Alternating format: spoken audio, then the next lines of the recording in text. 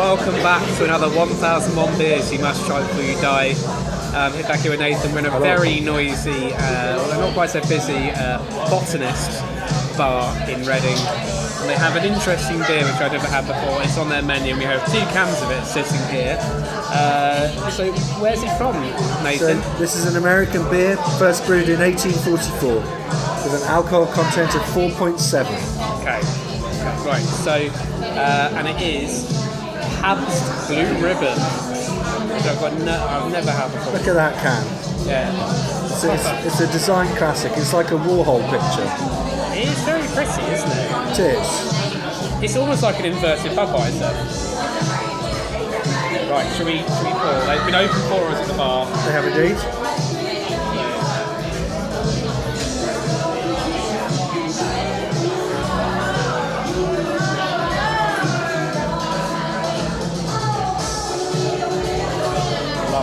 Just right.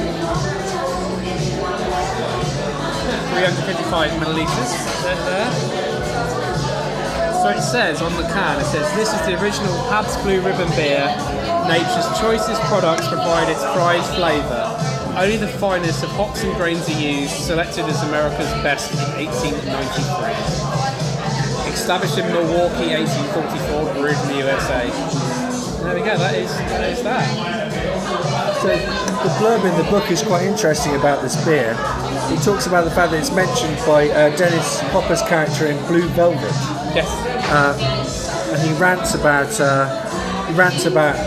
bog standard lagers, and then he extols the virtue of this beer. And as a result, it sounds like he's got quite a hipster following.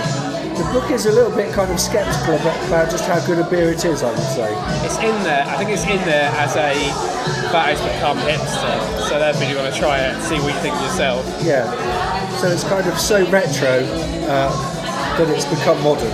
So do you want to talk about the tasting notes then? So I wouldn't say the tasting notes make it sound like it's going to be a white knuckle ride. They say it's brightly carbonated with sparkling aroma of malt and corn. Crisp and refreshing, the flavours dominated by malt sweetness with only a slight suggestion of hop bitterness to pave the way for the next quaff straight out of the can. So they're basically saying it's inoffensive and you can drink it fast. It's made with corn, which is interesting. That's another, I've never had a beer brewed with corn before. So before we drink it, the other thing to say based on the book is that Pabst doesn't brew this anymore, so it's made by Miller Coors, so a lot of these credentials are in name only, I suspect. Alright, well let's talk about how it looks first. It's very light. It's quite dark in this bar, but you can actually see the colour best in the video there. It's a very, very light coloured, a very tiny head. There is a bit of carbonation, but not a huge amount. Obviously in the can. What does it smell like? Nothing. Yeah, it's not. It doesn't have much flavour in the nose at all. How is this going to compare to the Kozel, do you think? I think it's going to be thin by those standards. Yes. And you thought the Kozel was pretty thin, yeah. So. Well, let's go for the drink. Yeah. Cheers. Cheers.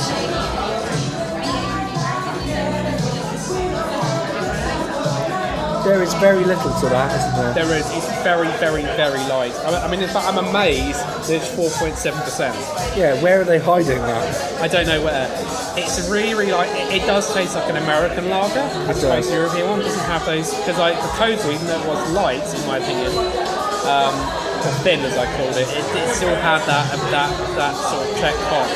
This tastes like an American lager. And when the book says it has only the slightest suggestion of hop, I think they're being charitable, aren't they? Yes. However, it's not bad. I like it. Yeah. It's again, it's. If you're going to compare it, actually, I compare Kozel with Budweiser and Red Stripe. It's better to compare this to Budweiser. Yeah. This is far better than Budweiser. It is a bit of a case of come for the can and stay for the taste, isn't it? I mean, it looks better than it tastes. Yeah, the can is more exciting than the beer. The can is really lovely. It's fine. The beer is fine. It's not exceptional. This is certainly... I could actually see that on a really hot day in America, in Texas or somewhere, and someone gave you a pint of this, you probably just quaff the whole thing down easily. It's basically a lager shandy in all but name, isn't it? Yes, it is.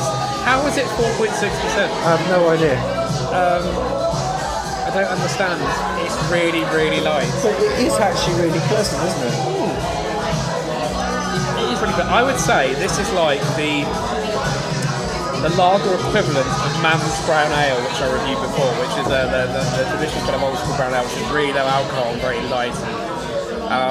This isn't unpleasant. It's quite nice. Actually, the most damning thing is, the more I drink of it, the more I like it. It's insipid, isn't it? It's insipid, but in a good way. Yeah, it's a bit like it's just the more you drink it, the more you like it. It's like being brainwashed by beer. Well, there we go. I'm not really sure. As I said, I wouldn't recommend this beer. I'll be honest. It doesn't matter whether you'd recommend it, because Dennis Hopper would recommend it. Dennis Hopper character in Blue Velvet recommended it. Yeah. To be fair, would you take any other lifestyle tips from him, apart from like hiding in a wardrobe or something? No. No, but I like it. I'm surprised by how much I like it. It's very, very easy drinking. You could easily have a whole pint of this and not know you drunk the entire pint of it. This would probably be a really good lager to have with some spicy food. I would say actually, probably like if you had this with a curry, probably perfect. Yeah, but it's very inoffensive, but it's quite hard to dislike, I would say. Yeah. Not much else to say on this one, really. No, you've done that to death. So leave it be. I'll show one last. Let's just focus on the can, right? Because the can is a design classic. Look at that. Yeah. Really, really nice. And it's nicer to look at than either of us. Very true.